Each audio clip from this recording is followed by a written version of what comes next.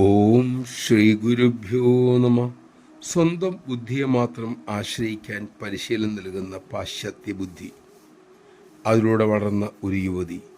ഗുരുവിനെ അനുസരിക്കുക എന്നൊന്നും അവർക്ക് പെട്ടെന്ന് ദഹിക്കുന്നതല്ല. അക്കാര്യം അവർ ഒരിക്കൽ അമ്മയോട് തുറന്നു പറഞ്ഞു. ആ സത്യസന്ധത അമ്മയ്ക്കിഷ്ടമായി. അമ്മ പറഞ്ഞു, മോളെ, നിനക്ക് ദൃഢനിശ്ചയവും ഉള്ളിൽ കരുത്തും ഉണ്ടെങ്കിൽ അങ്ങനെയൊരു വഴിയാകാം. മോൾക്ക് ഭക്തിയുടെ വഴി തുടക്കത്തിൽ എളുപ്പമാവില്ല.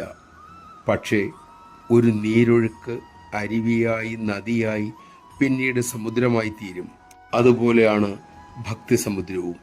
നീയും ഒരു നാൾ അതിൽ ഒന്നായി ചേരും, തീർച്ചയാണ്. പിന്നീട് അമ്മ അവരോട് പറഞ്ഞു, കഴിയുമ്പോഴൊക്കെ അമ്മയുടെ സമീപം മോൾ ഇരിക്കുക.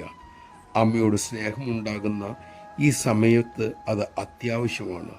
അമ്മയോടുള്ള ഈ ദാഹം ആത്മീയ വളർച്ചയുടെ ലക്ഷണമാണ്, അടിമത്തമല്ല.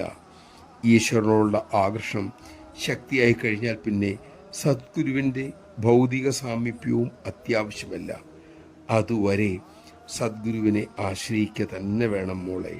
നമഃശിവായ. നനഞ്ഞ വിറക് കത്താൻ അത് കത്തിക്കാളുന്ന അഗ്നിയോടുള്ള അടുപ്പിൽ തന്നെ കിടക്കണം.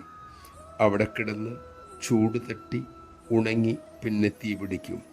അതുപോലെ വാസനാജലത്തിൽ മുങ്ങിയ ഈ ജീവൻ അമ്മയാകുന്ന ചൂടേറ്റ് ഉണങ്ങിക്കഴിയുമ്പോൾ ആ കൃപയാകുന്ന അഗ്നിയാൽ ജ്വലിക്കാൻ തുടങ്ങും. അമ്മയോട് അതുവരെ ചേർന്ന് നിൽക്കാൻ നമുക്ക് സാധിക്കട്ടെ. അതിനായി അമ്മ നമ്മിൽ കൃപ ചൊരിയട്ടെ.